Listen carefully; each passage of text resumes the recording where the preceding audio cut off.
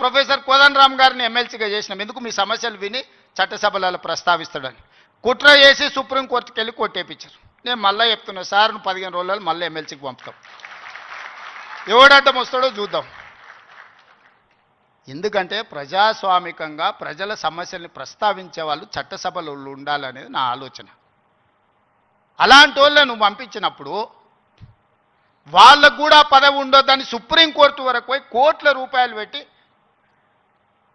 పెద్ద పెద్ద న్యాయవాదులను తీసుకొచ్చి ప్రొఫెసర్ కోదండరామ్ సార్ని ఎమ్మెల్సీగా తొలగించారు. ఏం పైశాచికానందం ఇది? ఏం శునకానందం? సార్ ఒక్కడు ప్రొఫెసర్గా ఉంటే తప్ప, ప్రొఫెసర్ గారు ఎమ్మెల్సీగా ఉంటే తప్ప? మీ ఇంటిల్లి పాది మంత్రులు ఉండొచ్చు, ముఖ్యమంత్రి ఉండొచ్చు, ఎమ్మెల్సీలు ఉండొచ్చు, ఎంపీలు ఉండొచ్చు, అన్నీ మీ కుటుంబం ఉండొచ్చు. కానీ పొలిటికల్ చేసి చైర్పర్సన్గా పనిచేసిన కోదండరామ్ గారు ఒక ఎమ్మెల్సీ ఉంటే మీ దుఃఖమేందని అడుగుతున్నా. నా మీద తీటు ఉందంటే నేను అర్థం చేసుకుంటా.